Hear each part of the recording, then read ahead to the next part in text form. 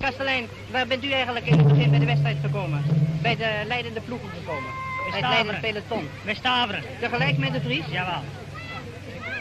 En heeft de Vries, Smit, heeft hij nog veel strijd gegeven? Nee, hij was op voor dat. Maar mag ik u dan hartelijk feliciteren met uw succes? Dankjewel, meneer. Mag ik u ook feliciteren met uw succes, Ja, meneer? dankjewel.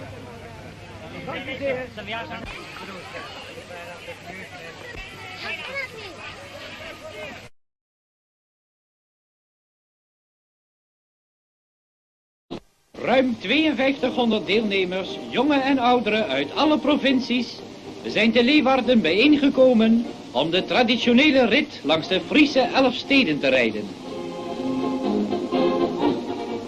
Precies om 6 uur 's morgens gaan de deuren van de Harmonie open en vertrekken de wedstrijdrijders voor deze zware proeven van ijstoerisme, de 7e Elfstedentocht, 200 kilometer lang.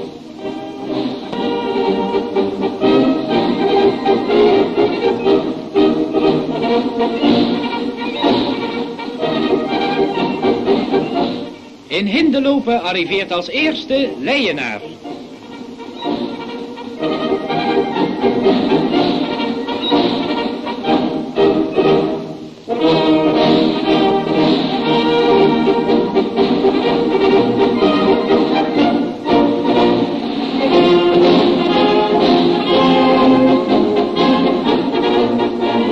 In Workum is de situatie weinig veranderd.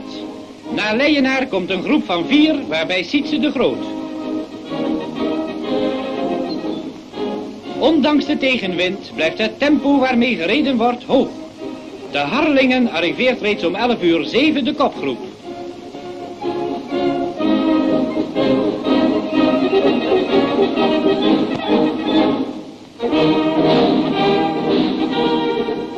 Een half uur later is Franeker bereikt.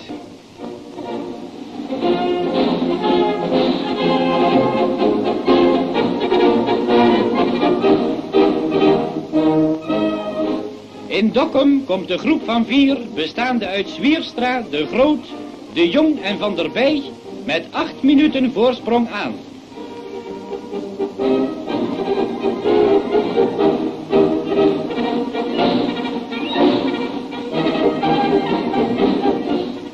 Nu resten nog slechts 23,5 kilometer.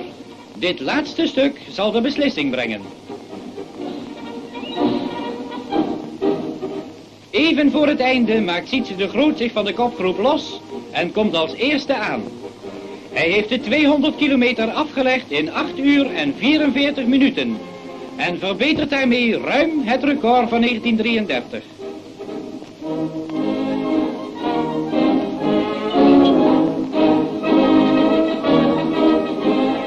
Als eerste vrouwelijke deelnemster arriveert Antje Schaap, die deze Elfstedentocht in 9 uur en 36 minuten heeft volbracht.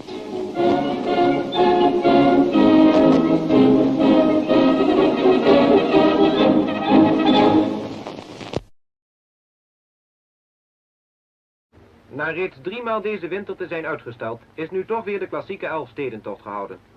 's Ochtends om 5:30 zijn meer dan 300 wedstrijdrijders en ongeveer 2000 toerrijders vol goede moed aan de zware tocht begonnen. Van de wedstrijdrijders waren Bosman uit Breukelen en Schipper uit Steenwijkerwold al spoedig in de kopgroep die we hier Staveren zien binnenkomen. Bij de controleposten gunnen de rijders zich niet veel rust. Gauw een stempel halen en dan weer voort. De tocht is deze keer wel bijzonder moeilijk. Strenge vorst, 14 graden, een snijdende oostenwind en ijs dat op vele plaatsen zeer slecht bereikbaar is. De rijders op weg naar Hindelopen.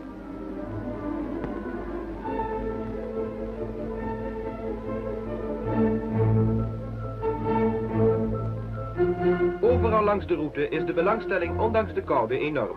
Geen rechtgeaarde Fries wil zich ook maar iets van deze titanenstrijd laten ontgaan.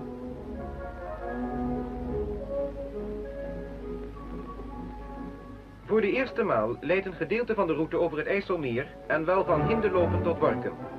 Hier gaat de kopgroep het haventje uit, de bevroren eenzaamheid van het IJsselmeer tegemoet.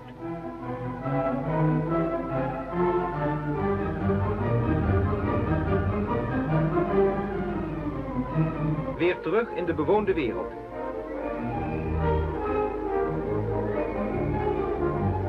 En dan komt Bolsward, waar Bosman zich even tijd gunt voor een warme dronk.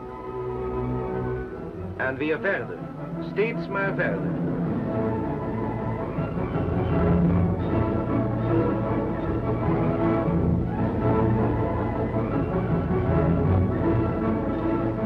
Aankomst in Franeker.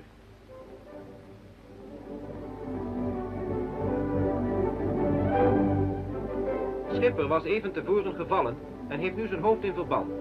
Sportief heeft Bosman op hem gewacht en samen zetten ze de tocht voort. Na de zwaarste etappe, tot Dokkum, arriveren ze daar nog steeds onafscheidelijk om 2:15 's middags. Van Dokkum naar Leeuwarden is nu nog een peulenschilletje, met de wind weer in de rug. Een uur later, om 4:01, de terugkomst in de Friese hoofdstad. Bosman zet de kroon op zijn werk en gaat als eerste door de finish, een halve minuut later gevolgd door Schipper, die 500 meter voor de eindstreep ten val kwam. Een onmenselijk zware tocht, de zwaarste waarschijnlijk uit de Elfstedengeschiedenis, is ten einde.